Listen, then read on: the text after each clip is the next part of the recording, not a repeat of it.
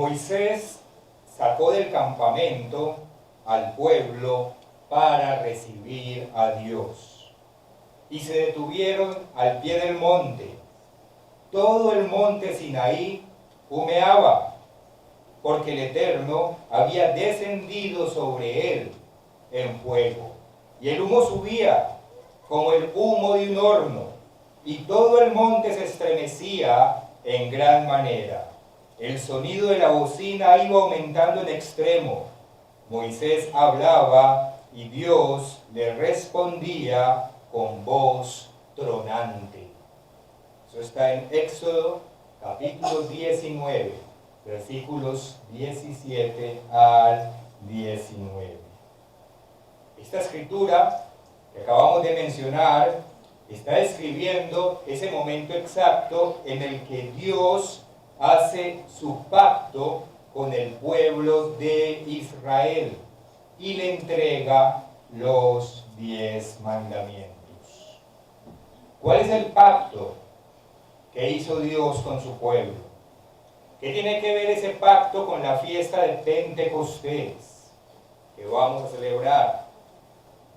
¿Dónde comienza y dónde termina ese pacto? ¿Y cómo se debe entender cada uno de ellos? Es decir, cómo se debe entender tanto el antiguo pacto como el nuevo pacto, que es el que ahora nos rige.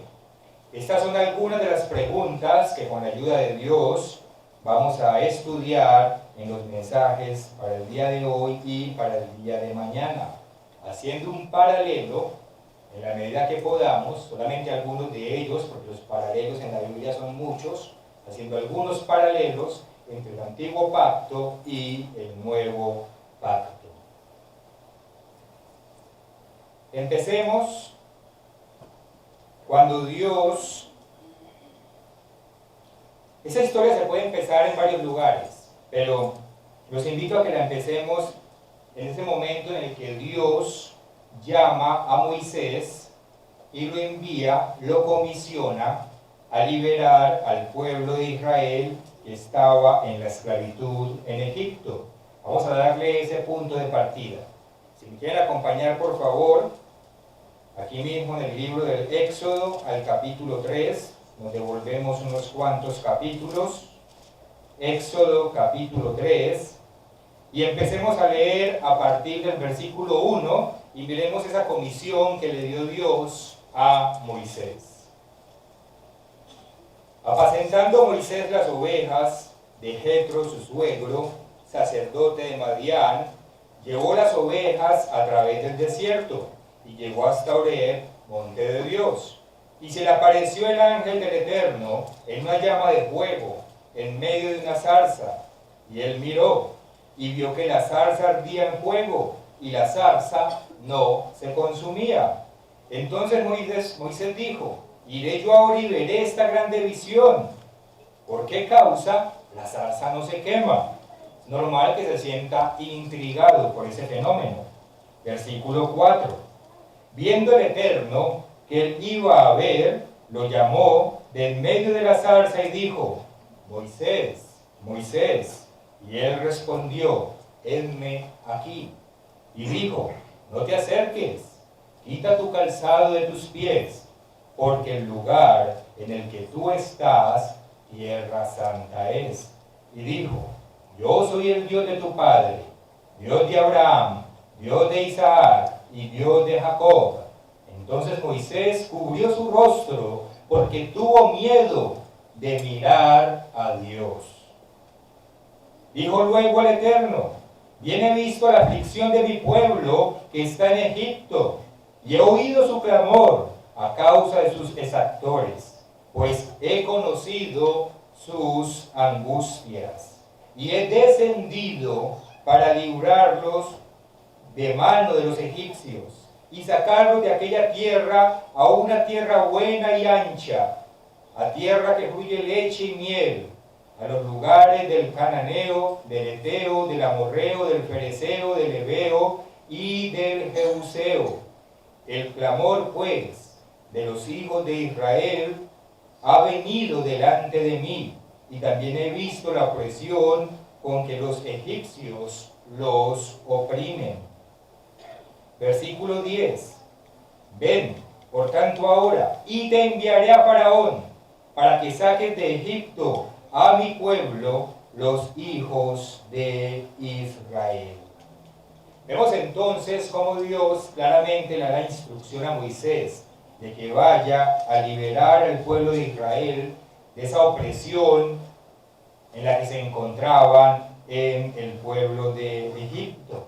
Y aquí empezamos a ver cómo Moisés se comienza o empieza a configurarse como una sombra o como una figura de lo que sería nuestro Señor Jesucristo. En primer lugar, como lo leímos, Moisés fue enviado a liberar al pueblo de Israel de una esclavitud física, allí donde el faraón los tenía oprimidos, y Jesucristo, nuestro Señor Jesús, fue enviado a liberar a su pueblo espiritual de la esclavitud espiritual en la que se encontraba, es decir, fue enviado a liberarnos del pecado que nos esclaviza. Si quieren dejar su dedito aquí en Éxodo y vayamos a Gálatas.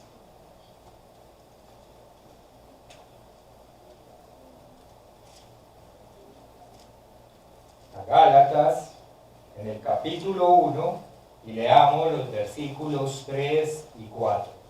Gálatas, capítulo 1, versículos 3 y 4. Nos dice aquí el apóstol Pablo: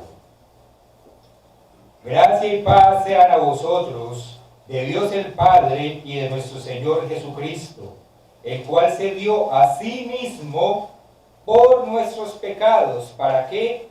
Para librarnos del presente siglo malo.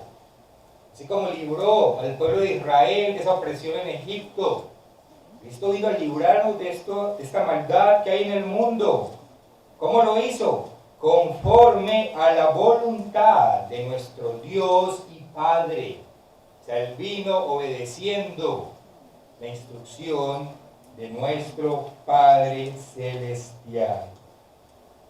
Vemos entonces que así como Moisés es enviado a liberar a Israel de esa esclavitud física, donde estaban oprimidos, donde eran abusados, azotados, asesinados, Cristo vino a librarnos de la esclavitud espiritual del pecado en la que todos nosotros, sin excepción, estábamos presos. Porque todos nosotros hemos sido presos o esclavos del pecado. Y aún después de haber sido liberados, a veces queremos ponernos nuevamente esas esposas que nos atan al pecado. Pero eso ya sería otro tema. Cristo vino a liberarnos de la esclavitud de la carne, de nuestras propias concupiscencias, de nuestros propios vicios y de nuestras propias debilidades. Vino a liberarnos de la opresión de este mundo, de la injusticia que se vive en el mundo, y nos dio una esperanza de vida, nos dio una razón para vivir, una causa para luchar, un lugar hacia donde dirigirnos. Lo mismo que hizo Dios con los israelitas. Los sacó de Egipto y les mostró un objetivo de vida, una razón para luchar, para perseverar, un punto de llegada.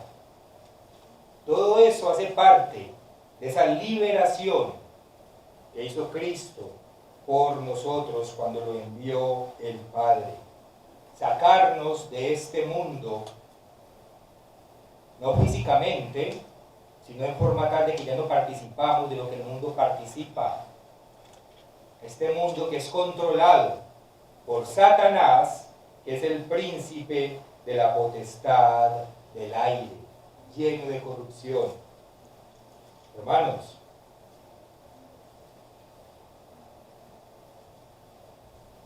el mundo piensa que vivir sin leyes es liberarse. Me estoy adelantando un poquito, pero bueno, ya me llegó a la mente. El mundo piensa que vivir sin leyes es liberarse. Hoy en día Le dicen a las personas, vivan como quieran, sean felices. No digamos nada que ofenda al otro, porque el otro de pronto es de azúcar y si lo tocamos se desmorona. No le enseñamos a las personas que hay que vivir con responsabilidad y que hay cosas que no nos gustan, pero hay que enfrentarlas. Y eso es lo que define nuestro carácter. No hacer lo que queramos a la manera que queramos, acabando con todo nuestro paso. Ahora que veníamos, mi esposa y yo en el avión, ponen en la pantalla ese videíto que siempre le hacen ver a uno, y ya ponen ahí familias de 2 padres con un niño. Pusieron un niño de 7 años vestido de mujer danzando. Ahí, y lo ponen rápido. Una imagen de 2-3 segundos. Y ahí nos van inyectando toda esa maldad, toda esa contaminación en la que vive el mundo. Ustedes en el chat mandaron aquí en México hombres yendo a las escuelas con uniformes de mujer. Ahora que veníamos mi esposa y yo en el parque, que está aquí a 1 cuadra, 2 cuadras, ¿cómo se llama? El de la mujer. Ese parque recién inaugurado, muy grande, de la madre. ¿Sabe cómo estaban celebrando el parque de la madre? Con mujeres, niños y una cantidad de depravados. Eso era lo que había ahí alrededor. Mujeres totalmente desnudas. Ahí, ahorita, viniendo para acá. ¿Eso es liberación? Esa es la corrupción de la que Dios nos vino a liberar, al no participar de esas cosas, al no participar de esas cosas. Entonces, lo que Dios hizo por nosotros es mucho, hermanos, lo que Cristo hizo cuando fue enviado por Dios a sacarnos de la esclavitud de ese pecado. Si a los hombres, a nosotros los seres humanos, nos quitan las leyes, nosotros nos descontrolamos. Nos descontrolamos, nos volvemos presas de nuestras propias pasiones y nuestros instintos más bajos, que es lo que está pasando ahora, se apoderan de nosotros. Instintos bajos corrompiendo a los niños, vistiéndolos como si fuesen de otro género, saliendo desnudos por la calle. ¿Qué estamos haciendo? Estamos dándole rienda suelta al desenfreno, que sabemos que eso va a llegar cada vez más en este mundo moderno en que nos encontramos. Entonces, volviendo a nuestro paralelo, perdón por el paréntesis, Moisés fue enviado por Dios a sacar a Israel de esa inmundicia de lo que es Egipto, de esa perversión. Asimismo, Cristo vino a sacarnos a nosotros de la inmundicia de lo que es el mundo ahora, de esa perversión en la que vive, de ese horror, de ese caos y de todas esas injusticias. Y bien sabemos que de momento Satanás lo controla, porque Dios así lo tiene dispuesto, pero llegará un momento en que Dios va a sujetar a Satanás y lo va a apresar. Mientras el hombre aprende la lección que debe aprender, que es esa, ver que por sus propios medios, al único lugar al que se dirige es hacia su propia destrucción. Moisés entonces, continuando con nuestra historia y nuestro paralelo, luego de que Dios lo comisiona, pues él va a Egipto a cumplir la comisión, la misión que Dios le dio, que Dios le encargó. Llegando allí a Egipto, va y se presenta con su hermano Aarón, personalmente, cara a cara, ante el faraón. Pero ¿qué le pasa a Moisés cuando llega allí? Y le va a hablar de parte de Dios. Faraón lo desconoce. Le dice, ¿quién es ese Dios suyo? ¿Quién es usted? Desconoce a Moisés como un enviado del único y verdadero Dios. Aquí mismo en el Éxodo, vayamos ahora al capítulo 5, Éxodo capítulo 5, y leamos los versículos 1 y 2. Éxodo capítulo 5, versículos 1 y 2. Después Moisés y Aarón entraron a la presencia de Faraón y le dijeron: el Eterno, el Dios de Israel, dice así: deja ir a mi pueblo a celebrarme fiesta en el desierto. Y Faraón respondió: ¿quién es el Eterno? Como quien dice: yo no conozco a ese. ¿Quién es ese? Para que yo oiga su voz y deje ir a Israel. Yo no conozco al Eterno, ni tampoco dejaré ir a Israel. Entonces, ¿qué sucede?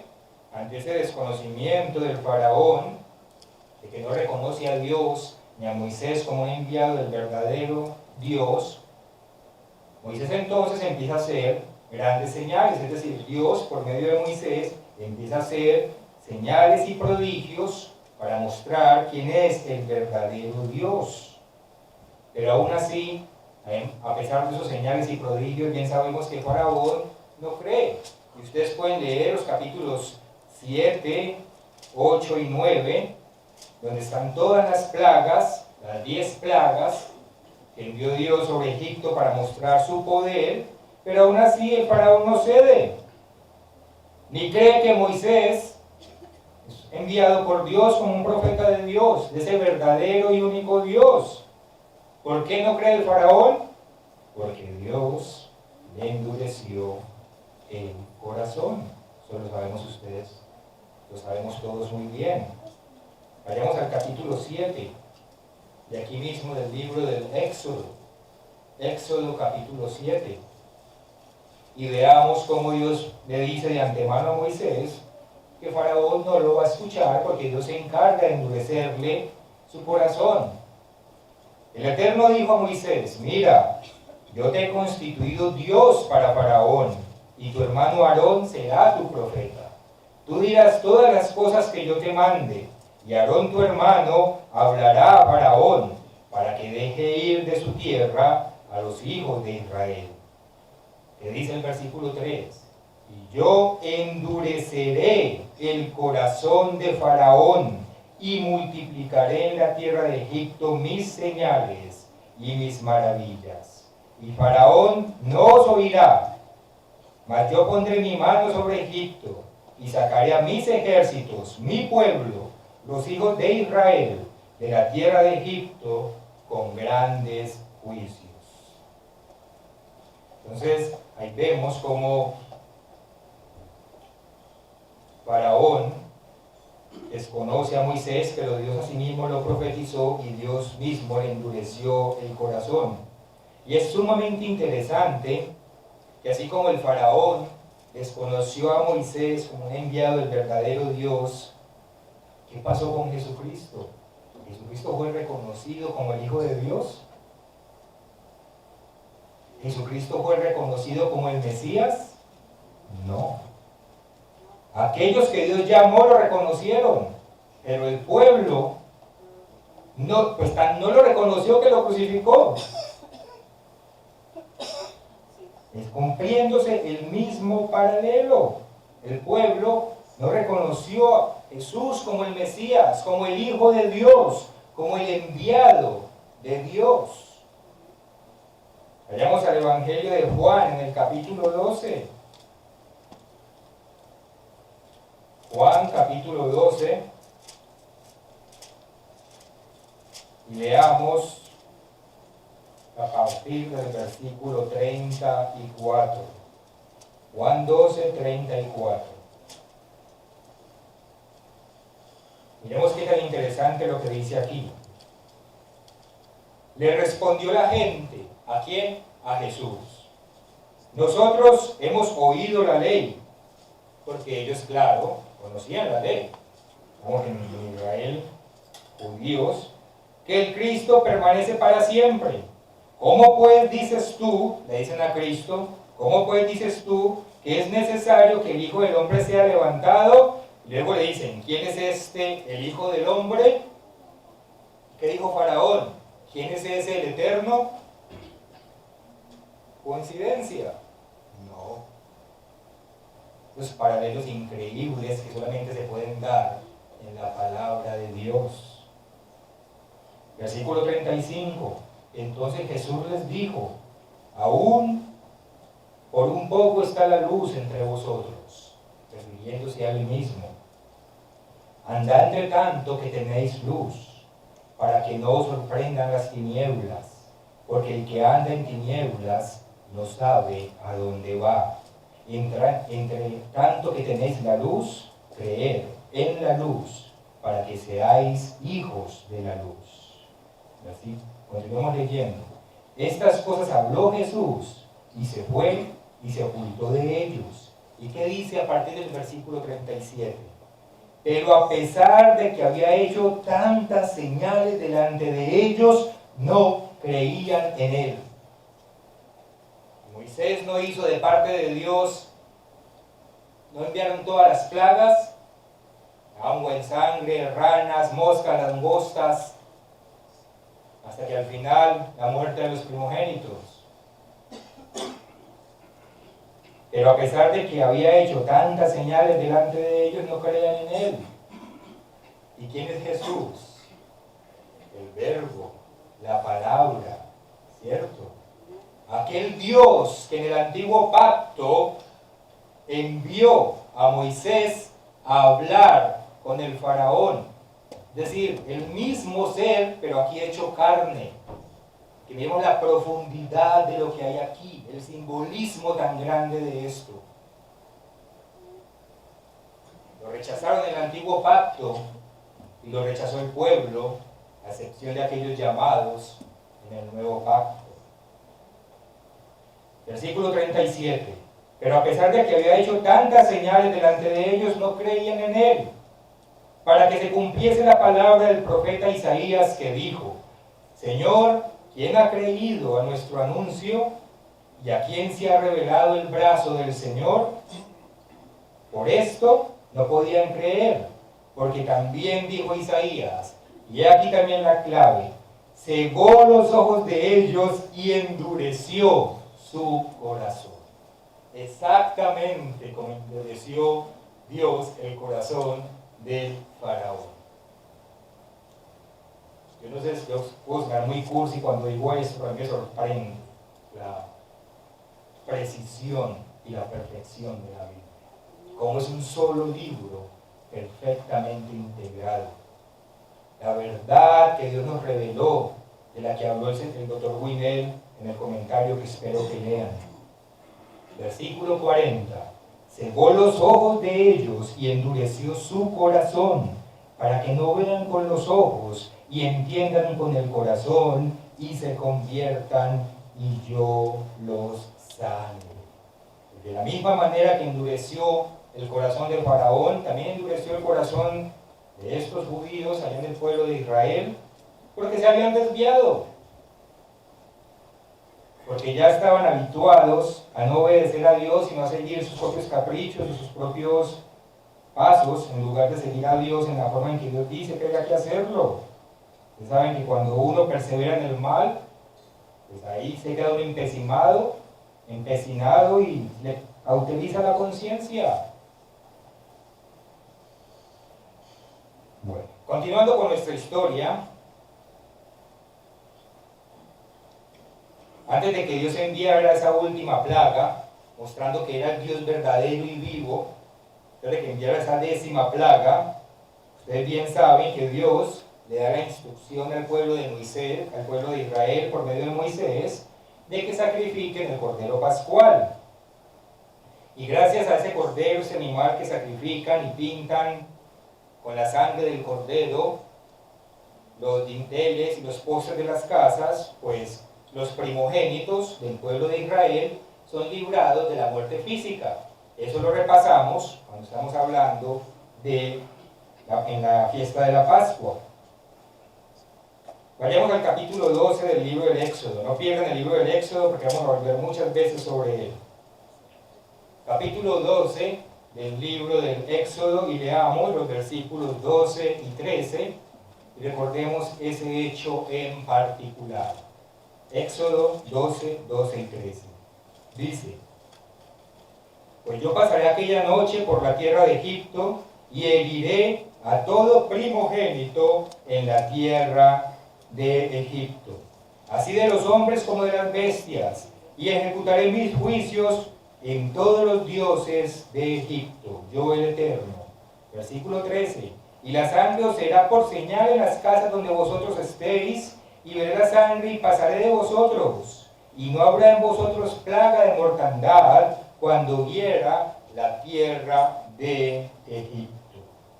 Ahí está entonces, ninguno de los primogénitos de los hijos del pueblo de Israel mueren, porque esta señal de la sangre que estaba pues pintada en los postes y dinteles de las casas, pues le sirvió para librar a sus hijos primogénitos de la muerte física.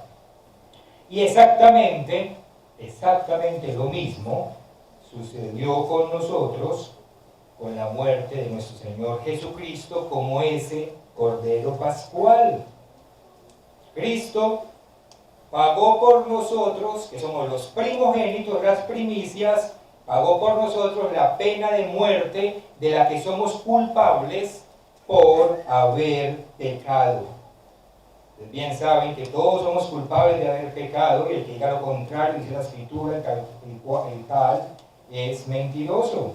Entonces Cristo pagó esa pena de muerte por nosotros, que somos los primogénitos de la humanidad. Vayamos a Romanos, en el capítulo 5. Romanos, capítulo 5. Leamos del versículo 8 al 10. Romanos, capítulo 5.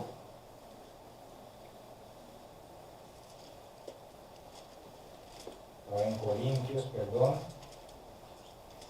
Romanos 5, del 8 al 10. Dice: mas Dios muestra su amor para con nosotros, en que siendo aún pecadores, Cristo murió por nosotros. Pues mucho más, estando ya justificados en su sangre, por él seremos salvos de la ira. Por él no moriremos, porque si siendo enemigos fuimos reconciliados con Dios por la muerte de su Hijo, mucho más, estando reconciliados, seremos salvos por su vida. Y como ustedes bien saben, esa liberación de la muerte que tuvimos por medio de la sangre de nuestro Señor Jesucristo, no fue una liberación de la primera muerte, a la cual las Escrituras se refieren a ella, a esa primera muerte, como si estuviésemos durmiendo. ¿Saben que esa primera muerte, las Escrituras nos dicen que es nada más un sueño? ¿Por qué? Porque cuando dormimos nos despertamos. Vamos a volver de eso, tanto nosotros como el resto del mundo, allá en la segunda resurrección.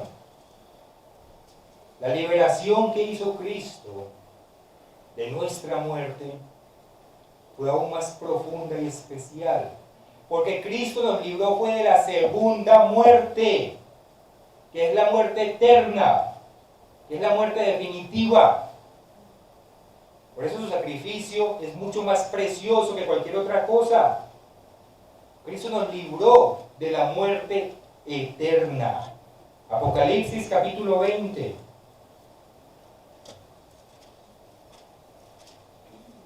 Escritura que conocen muy bien, pero que siempre hay que estar repasando, para que quede grabada en nuestra mente y en nuestros corazones.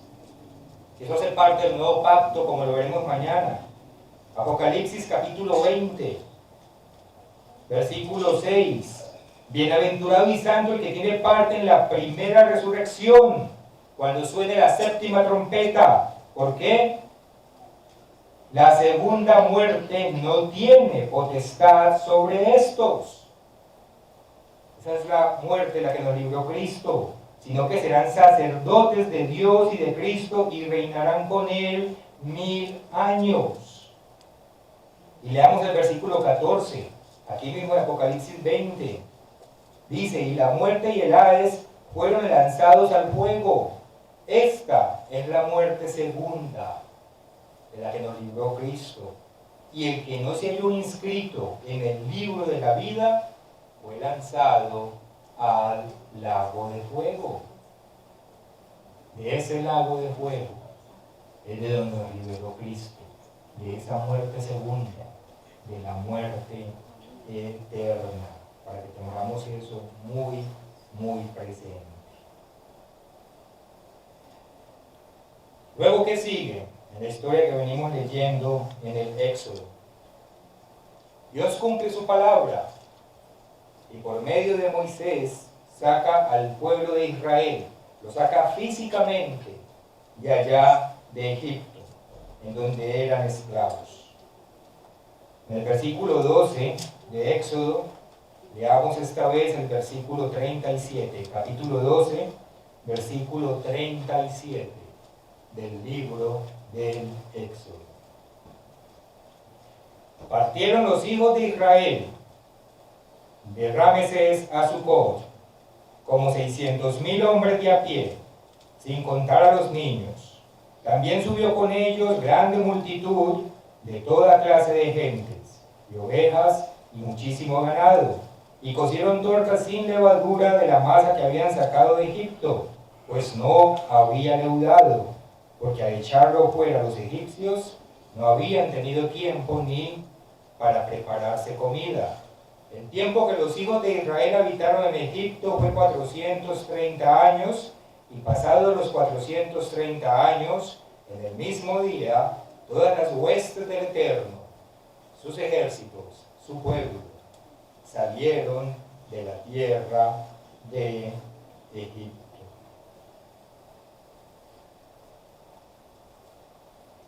Ahí empieza el pueblo de Israel físicamente a salir de Egipto, de esa esclavitud física en la que estaban siendo sometidos. Y lo mismo ocurrió con nosotros. A partir de ese momento en que aceptamos el sacrificio de nuestro Señor Jesucristo en nuestras vidas, y fuimos liberados de la esclavitud en la que vive el mundo. Dios también nos llamó, Cristo murió por nosotros, y Dios nos llamó también para salir de esa esclavitud en la que estaba el mundo. Vayamos a Tito en el capítulo 3. Tito capítulo 3. Y leamos los versículos del versículo 3 en adelante. Tito 3, del versículo 3 en adelante. Porque nosotros también éramos en otro tiempo insensatos, rebeldes, extraviados, esclavos de concupiscencias y deleites diversos. Esa es la esclavitud en la que nosotros vivíamos antes de que Cristo nos sacara de allí, viviendo en malicia, viviendo en envidia. Éramos aborrecibles y nos aborrecíamos los unos a los otros. Pero como le decía César Tobón en su sermoncillo, Pentecostés es unión. Lastimosamente no pudo terminarlo, pero hacia allá también apunta Pentecostés, a la unidad entre nosotros y en Cristo Jesús, porque todos tenemos un mismo espíritu. Versículo 4. Pero cuando se manifestó la bondad de Dios nuestro Salvador y su amor para con los hombres, nos salvó. No por obras de justicia que nosotros hubiéramos hecho, sino por su misericordia, por el lavamiento de la regeneración y por la renovación en el Espíritu Santo.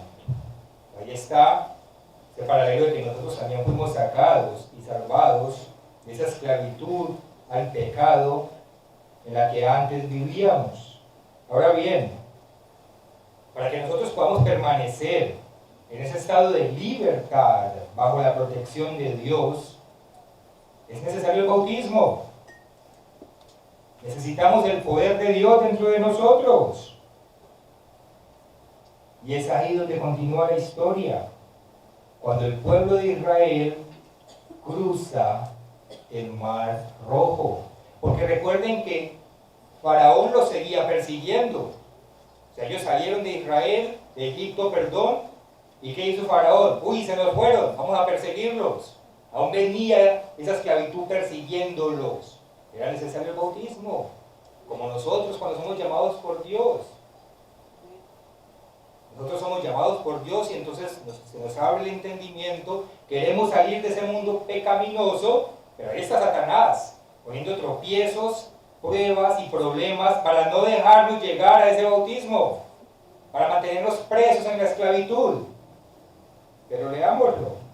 Volvamos al éxodo de nuestra historia, capítulo 14. Éxodo capítulo 14.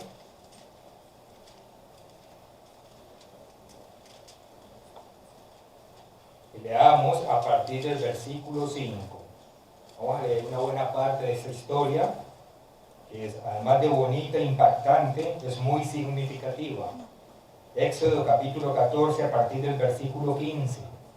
Ya el pueblo había salido de Egipto. Y dice el versículo 5, y fue dado aviso al rey de Egipto que el pueblo huía, y el corazón de Faraón y de sus siervos se volvió contra el pueblo y dijeron, ¿cómo hemos hecho esto de haber dejado ir a Israel para que no nos sirva? Y unció su carro y tomó consigo su pueblo, Faraón, y tomó 600 carros escogidos y todos los carros de Egipto y los capitanes sobre ellos. Un ejército poderoso, siguiendo a un pueblo que iba desarmado. Y endureció una vez más, y endureció el Eterno el corazón de Faraón, rey de Egipto, porque Dios estaba dejando un mensaje y una enseñanza detrás de ese comportamiento del Faraón. Y él siguió a los hijos de Israel, pero los hijos de Israel habían salido con mano poderosa. Y es lo que quería mostrar Dios. Él tiene poder para defendernos del enemigo, así como defendió el pueblo de Israel del Faraón. Versículo 9. Siguiendo los pueblos egipcios con toda la caballería y carros de Faraón, su gente de a caballo y todo su ejército, los alcanzaron acampados junto al mar, al lado de Pi-Harirot, delante de Baal-Zephón. Y cuando Faraón se hubo acercado, los hijos de Israel alzaron sus ojos, y aquí que los egipcios venían tras ellos, por lo que los hijos de Israel temieron en gran manera y clamaron al Eterno. Y presten atención a esta actitud del pueblo de Egipto, de Israel, perdón, después de haber visto también las 10 plagas. No que las hayan sufrido, pero lo vieron. Versículo 11. Dijeron a Moisés, el pueblo de Israel, ¿no había sepulcros en Egipto que nos has sacado para que muramos en el desierto? ¿Para qué has hecho así con nosotros? Nos has sacado de Egipto. ¿No es esto lo que te hablábamos en Egipto diciendo, déjanos servir a los egipcios? Porque mejor nos fuera servir a los egipcios que morir nosotros en el desierto. Y a veces nosotros, cuando somos probados, tenemos un poquito de estas actitudes. Y Moisés dijo al pueblo, no temáis, estad firmes y ve la salvación que el Eterno hará hoy con vosotros, porque los egipcios que hoy habéis visto, nunca más para siempre los veréis.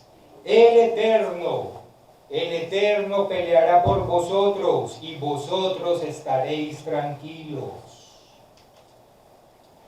Tengan en cuenta esto cuando apliquemos al nuevo pacto. ¿Quién es el que pelea nuestras batallas? Entonces el Eterno dijo a Moisés, ¿por qué clamas a mí? Di a los hijos de Israel que marchen, y tú alza tu vara, y extiende tu mano sobre el mar, y divídelo, y entren los hijos de Israel por el medio del mar en seco. Y he aquí, yo endureceré el corazón de los egipcios, para que los sigan, y me glorificaré en Faraón y en todo su ejército, en sus carros y en su caballería. Versículo 18. Y sabrán los egipcios que yo soy el Eterno, cuando me glorifique en Faraón, en sus carros y en su gente de a caballo. Y el ángel de Dios que iba delante del campamento de Israel se apartó e iba en pos de ellos. Y asimismo la columna de nube que iba delante de ellos se apartó y se puso a sus espaldas, ya, por lado y lado protegidos. E iba entre el campamento de los egipcios y el campamento de Israel. Y era nube y tiniebla para aquellos, y alumbraba a Israel de noche. Y en toda aquella noche nunca se acercaron los unos a los otros. ¿Por qué? Porque la roca, Dios, la palabra, el verbo que se hizo carne, estaba en el medio, protegiendo al pueblo de Israel del ataque del faraón. Por eso no era capaz de llegar hasta él. Y extendió Moisés, versículo 21, su mano sobre el mar, e hizo el Eterno que el mar se retirase por recio viento oriental toda aquella noche, y volvió el mar en seco, y las aguas quedaron divididas. Una vez más Dios mostrando su poder, separando el mar rojo en dos. Entonces los hijos de Israel entraron por el medio del mar, en seco, teniendo las aguas como muro a su derecha y a su izquierda. Y siguiéndolo los egipcios, entraron tras ellos hasta la mitad del mar, toda la caballería de Faraón, sus carros y su gente de a caballo. Aconteció a la vigilia de la mañana que el Eterno miró al campamento de los egipcios, desde la columna de fuego y nube, y trastornó el campamento de los egipcios, y quitó las ruedas de sus carros, y los trastornó gravemente. Entonces los egipcios dijeron: huyamos de delante de Israel, porque el Eterno pelea por ellos contra los egipcios. Ahí sí reconocieron el poder de Dios. Y el Eterno dijo a Moisés: extiende tu mano sobre el mar, para que las aguas vuelvan sobre los egipcios, sobre sus carros y sobre su caballería. Entonces Moisés extendió su mano sobre el mar, y cuando amanecía, el mar se volvió en toda su fuerza, y los egipcios al huir se encontraban con el mar, y el Eterno derribó a los egipcios en medio del mar. Y volvieron las aguas, y cubrieron los carros y la caballería, y todo el ejército de Faraón que había entrado tras ellos en el mar, no quedó de ellos ni uno. ¿Y qué simboliza ese momento? Cuando pasó el pueblo de Israel por debajo o por el medio del Mar Rojo. En ese momento, cuando quedan realmente libres de las manos del faraón. En ese momento, cuando realmente escapan de esa esclavitud. ¿Y qué simbolismo tiene eso? 1 Corintios, y la misma Biblia nos responde. 1 Corintios, capítulo 10, versículo 1 en adelante. 1 Corintios, versículo 10, capítulo 10, versículo 1. Porque no quiero, hermanos, que ignoréis que nuestros padres todos estuvieron bajo la nube y todos pasaron el mar, y todos en Moisés fueron bautizados. Fueron bautizados en la nube y en el mar. Y todos comieron el mismo alimento espiritual, y todos bebieron la misma bebida espiritual, porque bebían de la roca espiritual que los seguía, y la roca era Cristo. Ese verbo que luego se hace carne. Entonces, ese hecho en el que los israelitas pasan el Mar Rojo, guiados por la nube, es para ellos el simbolismo del bautismo que nosotros hoy realizamos en Cristo Jesús. Ellos simbólicamente lo hicieron en Moisés, como lo leímos, pero nosotros, bajo el nuevo pacto, lo hacemos en Cristo Jesús. Romanos capítulo 6, versículo 4.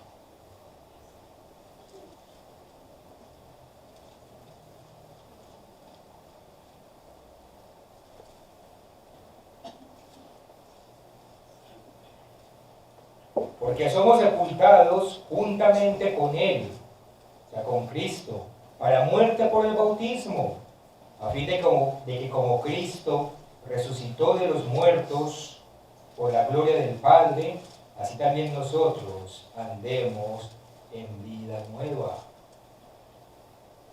Cruzan el Mar Rojo, los israelitas, empieza una vida nueva para ellos. Ya no eran esclavos. Ya el faraón no los perseguía. Tienen otras metas, otros retos, sí. Tienen otras dificultades, sí.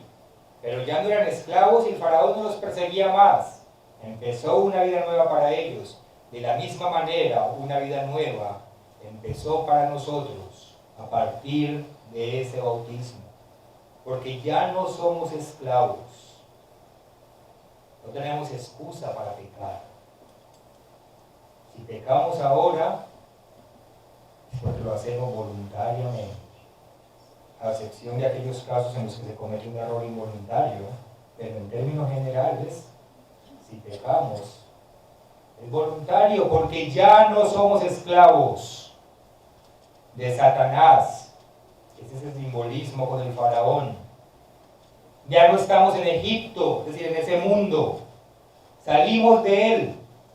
No participamos de las cosas que el mundo hace, ni vivimos en el libertinaje en el que vive el mundo. Vivimos con sujeción a la ley de Dios, como lo vamos a ver a continuación, entre hoy y mañana. Estamos también nosotros en una nueva vida, porque ya no somos esclavos de Satanás. Por eso, una vez que nosotros reconocemos a nuestro Señor Jesucristo como nuestro Salvador y queriendo salir de la esclavitud del pecado de este mundo, buscamos todos nosotros en actitud de arrepentimiento el ser bautizados. Porque solamente con ese bautismo logramos realmente salir de esa esclavitud del pecado y tener la protección de Dios y podemos mantenernos en una vida de santidad. Y Satanás no va a perseguir, claro que sí. Así como Faraón persiguió a Israel. Y Faraón era mucho más poderoso que el pueblo de Israel, pero no más poderoso que Dios. Y Satanás es más poderoso que nosotros, pero no es más poderoso que Dios. Satanás nos va a atacar, pero Dios se va a poner en medio para protegernos. Primera de Pedro, capítulo 5, versículos 8 al 10. Primera de Pedro, capítulo 5, versículos 8 al 10. Sed sobrios y velad, porque vuestro adversario, el diablo, como león rugiente, anda alrededor buscando a quien devorar, al cual resistid firmes en la fe, sabiendo que los mismos padecimientos se van cumpliendo en vuestros hermanos en todo el mundo.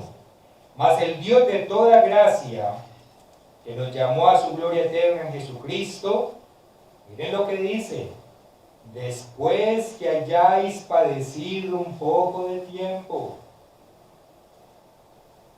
Dios sabe que tenemos que padecer un poco.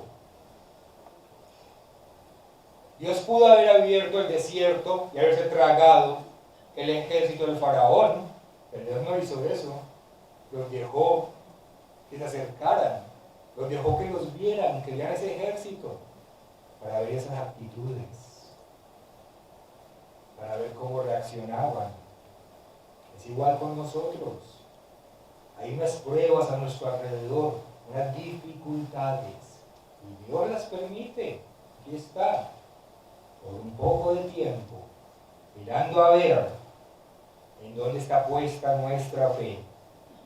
Después que hayáis padecido un poco de tiempo, Él mismo os perfeccione, afirme, fortalezca y establezca. Entonces debemos tener cuidado de no tener la misma actitud que tuvo el pueblo de Israel cuando vio al faraón, a ese león rugiente persiguiéndolo. Porque aunque Satanás sea más fuerte que nosotros la batalla no la ganamos porque la peleemos con nuestras manos o con nuestras fuerzas. La ganamos porque es Dios quien pelea las batallas por nosotros. Sí tenemos la fe para aceptarlo. La ganamos porque es Cristo el que se pone en medio entre Satanás y nosotros. Y si Dios ve esa fe, entonces se abre ese mar y se traga al enemigo. Y nosotros seguimos adelante invictos, no en nuestra fuerza, sino en la fuerza de Cristo. El Evangelio de Juan, es la escritura que a mí me gusta mucho. Cristo cuando se estaba despidiendo prácticamente. Juan capítulo 16, versículo 32. He aquí, la hora viene, y ha venido ya, en que seréis esparcidos cada uno por su lado, y me dejaréis solo. Mas no estoy solo, porque el Padre está conmigo. Luego dice el versículo 33, estas cosas os he hablado para que en mí tengáis paz. O sea, ¿en dónde encontramos la fortaleza? ¿En nuestra fuerza? ¿En nuestro interior? No. En Cristo, en Dios. Para que tendréis aflicción. Satanás está allá afuera buscando devorarnos. Pero confiad, dice Cristo, yo he vencido al mundo. Y esa es esa victoria de Cristo, en donde reposa o descansa nuestra victoria. De la confianza de estar en nuestro Señor Jesucristo, quien nos fortalece y en quien todo lo podemos. Luego de esa victoria en el Mar Rojo, esa victoria sobre el faraón, de Dios sobre el faraón, bien sabemos que el pueblo camina en el desierto por unos días, hasta que se detiene al llegar al desierto de Sinaí. Y allí sucede algo absolutamente asombroso.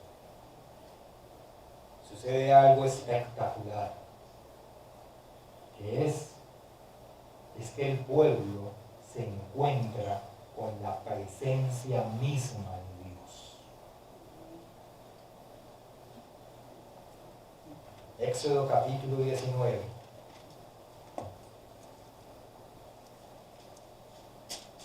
Éxodo capítulo 19. Leamos a partir del versículo 1. En el mes tercero de la salida de los hijos de Israel de la tierra de Egipto, en el mismo día llegaron al desierto de Sinaí. Habiendo salido de Refidim y llegaron al desierto de Sinaí, acamparon en el desierto, y acampó allí Israel delante del monte. Y Moisés subió a Dios, y el Eterno lo llamó desde el monte diciendo, así dirás a la casa de Jacob, anunciarás a los hijos de Israel. Vosotros visteis lo que hice a los egipcios, y cómo os tomé sobre alas de águila, y os he traído a mí. ¿A dónde los llevó Dios cuando los sacó de Egipto? Los llevó a Él, los acercó a Él. Ahora pues, y escuchen versículo 5, si diereis oído a mi voz, le dice al pueblo, y guardareis mi pacto, vosotros seréis mi especial tesoro, porque mía es toda la tierra.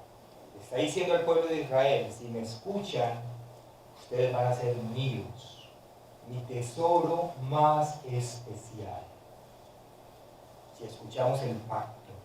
Y vosotros me seréis un reino de sacerdotes y de gente santa. Estas son las palabras ¿qué dirás a los hijos de Israel? Entonces vino Moisés y llamó a los ancianos del pueblo y expuso en presencia de ellos todas estas palabras que el Eterno le había mandado. Y todo el pueblo respondió a una y dijeron: todo lo que el Eterno ha dicho, haremos. Y Moisés refirió al Eterno las palabras del pueblo. Entonces el Eterno dijo a Moisés: he aquí yo vengo a ti en una nube espesa, para que el pueblo oiga mientras yo hablo contigo, y también para que crean para siempre. Y Moisés refirió las palabras del pueblo al Eterno. Y el Eterno dijo a Moisés: ve al pueblo y santifícalos hoy y mañana, y laven sus vestidos, y estén preparados para el día tercero, porque el tercer día el Eterno descenderá a ojos de todo el pueblo sobre el monte Sinaí. Versículo 17. Y Moisés sacó del campamento al pueblo para recibir a Dios, y se detuvieron al pie del monte.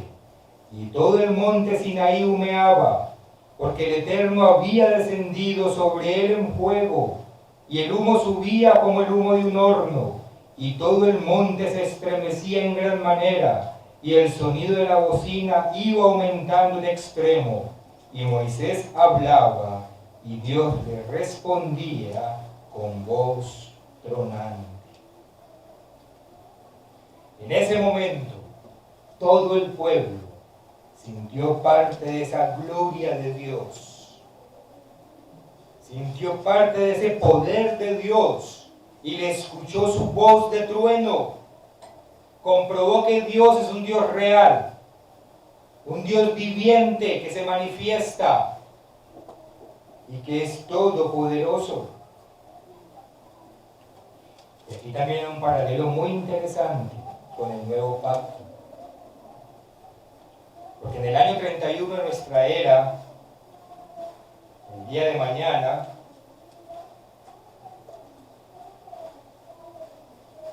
hubo un estruendo y se sintió el poder de Dios, la presencia misma de Dios. ¿Por qué? Porque Dios envió su Espíritu Santo, su poder, a su pueblo.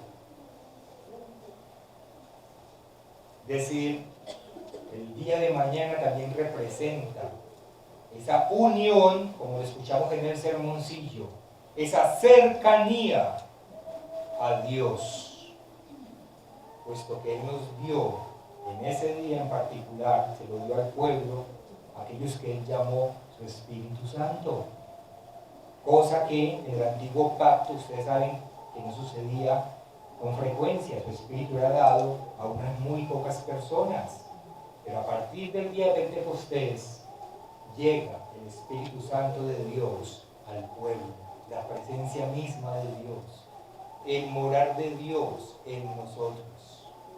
Por eso cuando salimos del mundo, ¿a dónde nos llevó Dios? A Él. Porque Él llevó al pueblo de Israel a Él en el monte Sinaí, donde Él se iba a reunir y les iba a hablar directamente a ellos. La escritura la leyó César Tobón en Hechos capítulo 2, pero leámosla para que veamos el paralelo. Hechos capítulo 2, leamos a partir del versículo 1. Cuando llegó el día de Pentecostés, estaban todos unánimes juntos. Por eso Pentecostés también es unión. Y de repente vino del cielo un estruendo, como de un viento recio que soplaba, el cual llenó toda la casa donde estaban sentados, y se les aparecieron lenguas repartidas como de fuego, asentándose sobre cada uno de ellos. Y fueron todos llenos del Espíritu Santo, del poder de Dios. Ahí estaba la presencia de Dios. Y comenzaron a hablar en otras lenguas, otros idiomas, según el Espíritu les daba que hablasen. Moraban entonces en Jerusalén judíos, varones piadosos, de todas las naciones bajo el cielo, y ha hecho este estruendo, se juntó la multitud y estaban confusos porque cada uno les oía hablar en su propia lengua. Ahí está ese paralelo. Vemos cómo la fiesta de Pentecostés representa esa cercanía, esa proximidad a nuestro Creador, a Dios y a su Hijo, tanto en el Antiguo como en el Nuevo Pacto. Y esa cercanía a Dios, esa proximidad a Dios, tiene una estrecha relación o tiene una conexión inmediata con la ley de Dios, con los mandamientos de Dios, porque solamente podemos estar ante la presencia de Dios si permanecemos en santidad. ¿Y cuál es la única manera de permanecer en santidad? Con obediencia a los mandamientos y la ley de Dios. Es de esa manera que somos santos, apartados del mundo para obedecer la ley y los mandamientos de Dios. Vayamos a Levítico para que repasemos esa escritura. Levítico capítulo 20.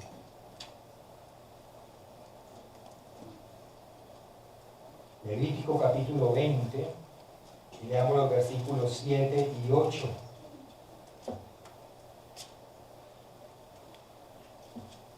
Santificaos pues y sed santos, porque yo el Eterno soy vuestro Dios. ¿Qué dice el versículo 8? Y guardad mis estatutos y ponerlos por obra.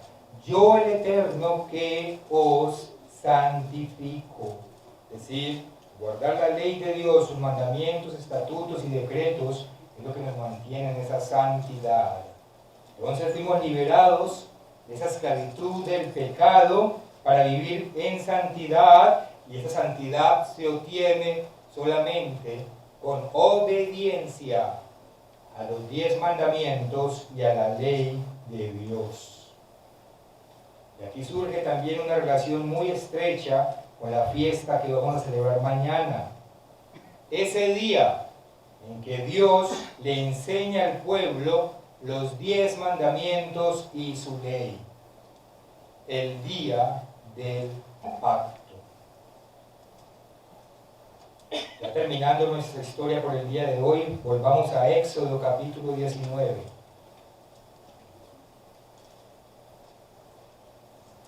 Éxodo capítulo 19. Y leamos nuevamente los versículos 5 y 6.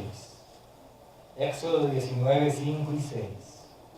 Ahora pues, si diereis oído a mi voz y guardareis mi pacto, vosotros seréis mi especial tesoro sobre todos los pueblos, porque mía es toda la tierra, y vosotros me seréis un reino de sacerdotes y gente santa.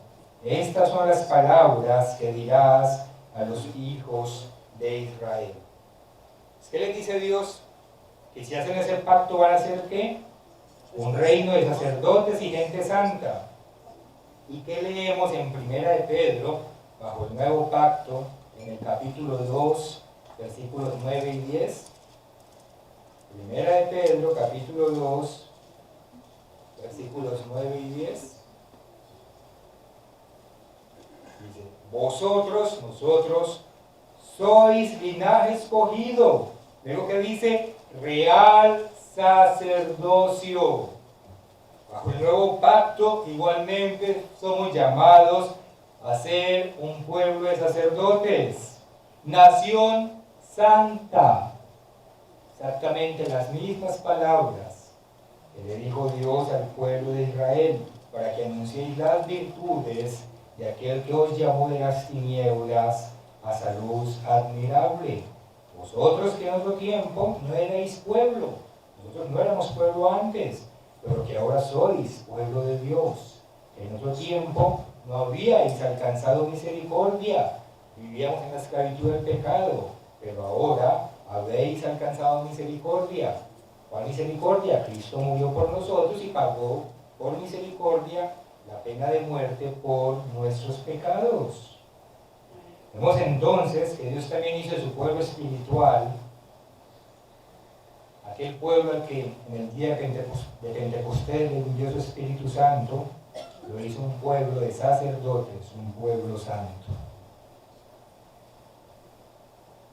Y entonces, ya para concluir, ¿cuál fue ese pacto que hizo Dios con el pueblo de Israel?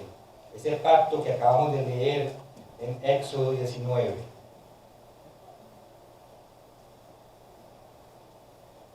Deuteronomio capítulo 4, la Biblia misma lo dice.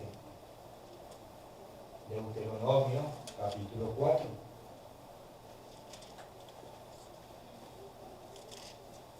Leamos a partir del versículo 10. Deuteronomio 4:10.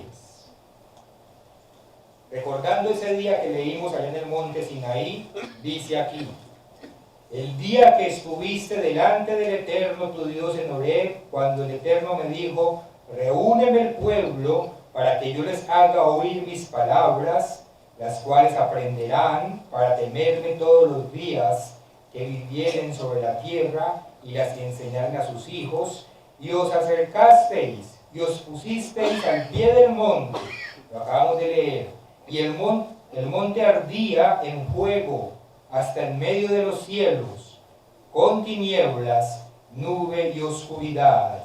Versículo 12. Y habló el Eterno con vosotros en medio del fuego, oísteis la voz de sus palabras, mas a excepción de oír la voz, ninguna figura visteis. Importante porque no podemos tener imágenes de Dios. Luego dice el versículo 13, y él ese día os anunció su pacto, el cual os mandó poner por obra los 10 mandamientos, y los escribió en 2 tablas de piedra. Entonces, con base en esta escritura, podemos decir que el pacto son los 10 mandamientos. Sí, hasta cierto punto. Claro, lo leímos. Sin embargo, en estricto sentido, y siendo aún más rigurosos, como lo vamos a ver, el pacto no son en sí los 10 mandamientos, es la obediencia a los 10 mandamientos. Ese es el pacto. La obediencia a los 10 mandamientos. Esto podrá sonar como una diferencia técnica, pero no lo es, no es un tecnicismo. Y de hecho es muy importante que lo sepamos diferenciar en nuestras mentes. Ustedes saben que un pacto es un convenio, es un acuerdo de voluntades, es decir, 2 personas, 2 partes, se ponen de acuerdo, qué van a hacer, cómo lo van a hacer, a qué me obligo yo, a qué te obligas tú, y qué contraprestación o qué beneficio tengo por hacer lo que estoy haciendo.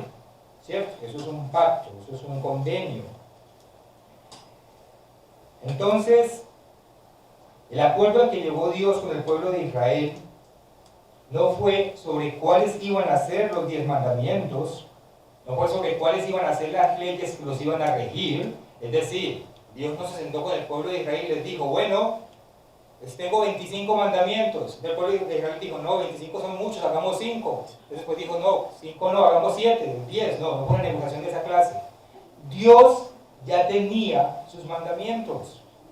Dios ya tenía sus leyes. ¿Cierto? El pacto que hicieron es que el pueblo se somete a obedecer esas leyes y esos mandamientos que Dios ya tenía establecido desde el principio de la existencia del hombre. Si ellos obedecían esos mandamientos, esas leyes, iban a tener bendiciones. Si las desobedecían, pues iban a tener maldiciones. Es decir, esa era la contraprestación y las obligaciones que se generaban de ese pacto. El señor Dexter Wakefield, uno de los ministros de la sede, explicó muy bien ese aspecto de lo que es en sí el pacto. Le va a venir a ustedes en un artículo, si Dios quiere, en la próxima revista de las Buenas Nuevas. Y él lo explicaba con un ejemplo de un arrendamiento o un alquiler de una casa. Cuando se hace un contrato de arrendamiento, de alquiler de una casa, el contrato no reside en sí sobre la casa ya estaba ahí desde antes. El contrato reside en el uso o la habitación de esa casa. Es decir, nos ponemos de acuerdo y tú me das a mí el derecho de que yo habite en esa casa, por decir algo, durante un año. Y en ese año yo tengo que pagar mis cuotas mensuales de arrendamiento. Si yo incumplo el pago de esas cuotas, pues me sacan de la casa, pero la casa sigue quedando ahí. La casa no desaparece, la casa está antes y después del contrato de arrendamiento. Es lo mismo con la ley de Dios. Los mandamientos estaban ahí. El pacto es la obediencia a esos mandamientos. Si nosotros incumplimos los mandamientos no desaparecen, ellos siguen quedando. El incumplimiento mío a esos mandamientos es lo que va a generar algunas consecuencias ante los ojos de Dios. Entonces, la ley de Dios existió desde antes que existiera el pueblo de Israel, existe ahora y como ustedes bien saben, va a existir también en el futuro. Por ejemplo, en Isaías, en el capítulo 2, se habla de esto. Así que el pacto que hizo Dios con el pueblo de Israel y el pacto que hizo Dios con nosotros es la obediencia a los 10 mandamientos.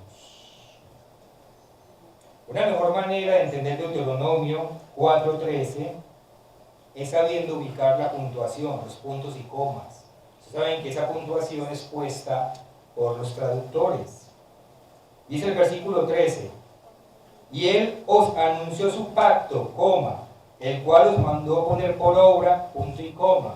Luego dice los 10 mandamientos, dando a entender que el pacto son los 10 mandamientos. Pero si quitamos ese punto y coma, lo leeríamos así: y él os anunció su pacto, el cual os mandó poner por obra los 10 mandamientos. ¿Ven? El pacto nos mandó poner por obra los 10 mandamientos y los escribió en 2 tablas de piedra. Y también menciona el señor Dexter en el artículo, que espero que lean, que la palabra que aquí traducen como el cual, donde dice el cual os mandó, la palabra que se traduce como el cual, también se puede traducir como en el cual o en la cual. Eso se podría leer así sin ningún problema.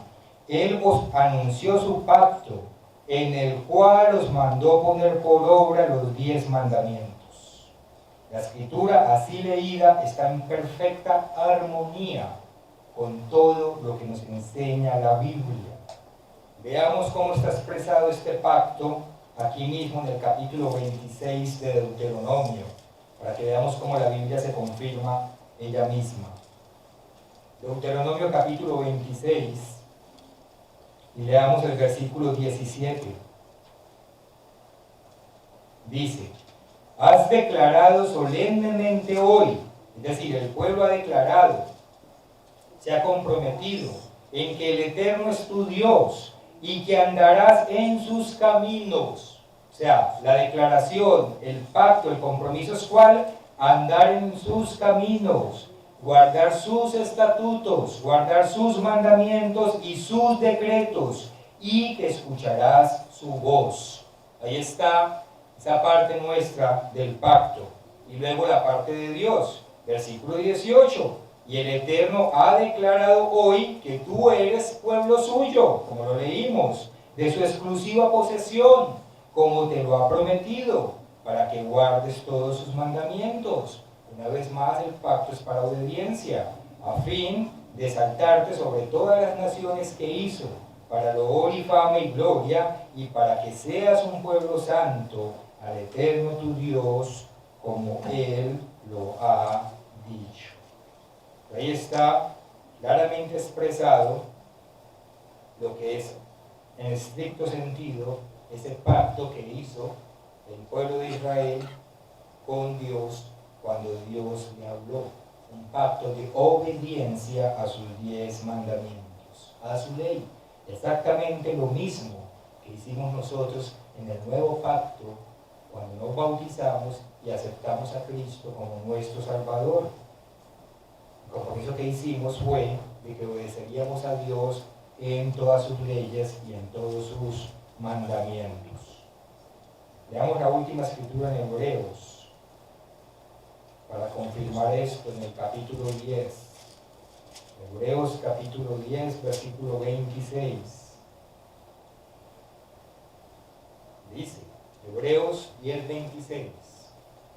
Porque si pecaremos voluntariamente, o sea, si nosotros ya por nuestra propia voluntad cometemos pecado, después de haber recibido el conocimiento de la verdad, ya no queda más sacrificios por los pecados, sino una horrenda expectación de juicio y de hervor de fuego que ha de devorar a los adversarios. Y miren lo que dice el versículo 28. El que viola la ley de Moisés, por el testimonio de 2 o 3 testigos, muere irremisiblemente. O sea, la ley que Dios dio por medio de Moisés. Porque ¿cuál es la paga del pecado? La muerte. Ahí está decretado.